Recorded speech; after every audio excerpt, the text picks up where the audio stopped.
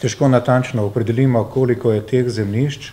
Namreč za vsako parcelo je potrebno pripraviti podlago v prostorskih aktih, s katero utemeljuješ status tega zemljišča.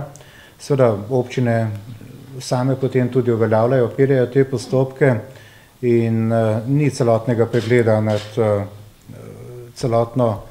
celotnim obsegom, koliko teh zemljišč je v posameznih občinah.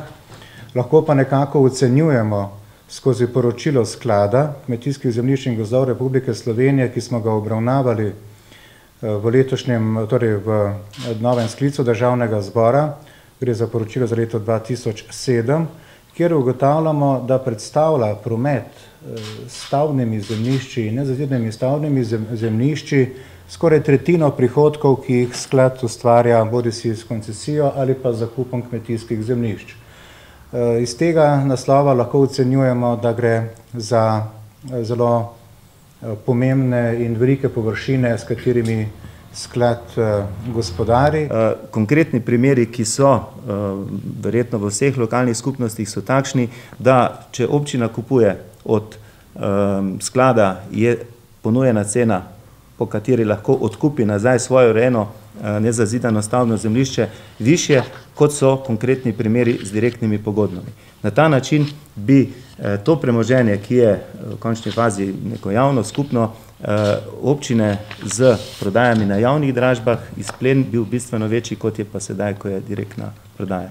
Ampak so obstajali državo in občinami obstajajo tudi brezplačni prenosi. Tudi tega se poslužujejo. Za javni interes, da. Ja, kot je infrastruktura. Ali pa dom upokojencev ali podobno. Se pravi, te zadeve, ki jih omenjate, čistilna naprava, cesta, vrtec, dom upokojencev, država brezplačno odstopi na dražbo. Da, s postopkom. Če bi želeli vi narediti industrijsko cono v svoji občini, bi mogli pa od sklada kupiti to po nadražbi. Mislim, po zdaj veljavnem ureditvi. Postopek je seveda bistveno daljši. V tem zakonu in v zakonu o javnih skladih govorimo o tem, da nezazidana stavbna zemljišča postanejo last občin. Če želiš speljati prenos, pomeni seveda na podlagi zakona o skladnem regionalnem razvoju in tako naprej utemeljevati to zakonsko podlago, vlada mora sprejeti posebej sklep, skratka traja mogoče ta proces lahko tudi leto ali več.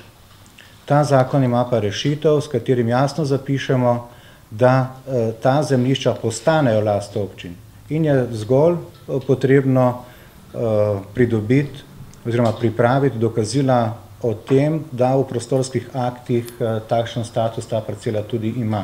In to je bistvena razlika.